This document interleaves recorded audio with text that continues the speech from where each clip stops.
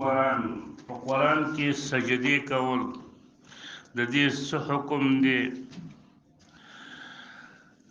دا سجدي په قرآن کې څو دي؟ امام شافعي رحمه الله او فقه حنفي د دوی په نسبت باندې 14 سجدي دي په قرآن کریم کې.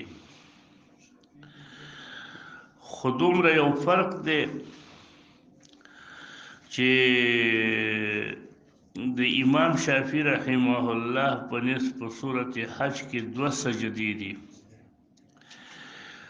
او په سورة صاد کې سجده نشته او احناف په نسبت باندې په سورة صاد کې سجده ده او په سورة حج کې 1 سجده ده. نو تعداد د دواړو په نسبت باندې 4 دی، خو صرف فرق دومره دی چې احناف په سورة صاد کې سجده وي، امام شافعي رحمه الله په سورة صاد کې سجده نه وي، د هغې په عوض په سورة حج کې 2 سجدې وي. او امام احمد حنبل رحمه الله او امام مالک رحمه الله نه 2 روایت دي.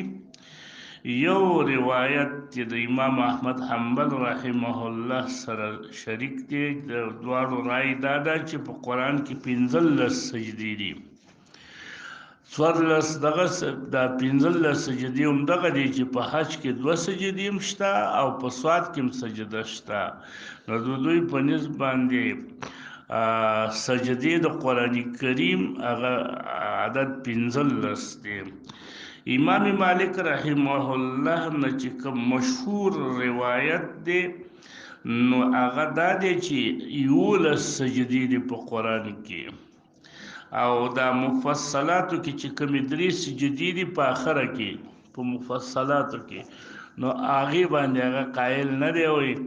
نو ټول پکې د امام مالک رحمه الله په نسبت باندې 11 سجدې دي.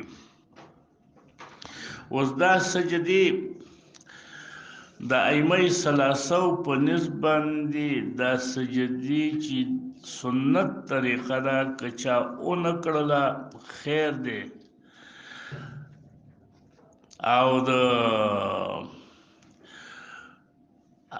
امام ابو حنیفه رحمه الله په نسبت باندې دا سجده د قرآن چې موږ ورته سجده د تلاوت وایو، دا سجدې د هغه په نسبت باندې واجب دي. واجب یوه مرتبه ده، موږ او تاسو ته معلومه ده چې فقه حنفي په هغې باندې قایله ده چې دون د فرضو نه ده او فوق د سنتو نه ده. حدثنا سفيان بن وكيع قال حدثنا عبد الله بن وهب عن عمرو بن الحارث عن سعيد بن أبي هلال عن عمر الدمشقي. عمر الدمشقي د محدثین وی دا مجهول راوی دی. امام ابن حجرم په کتاب التقریب کې لیکلی چې عمر الدمشقي دا مجهول راوی دی.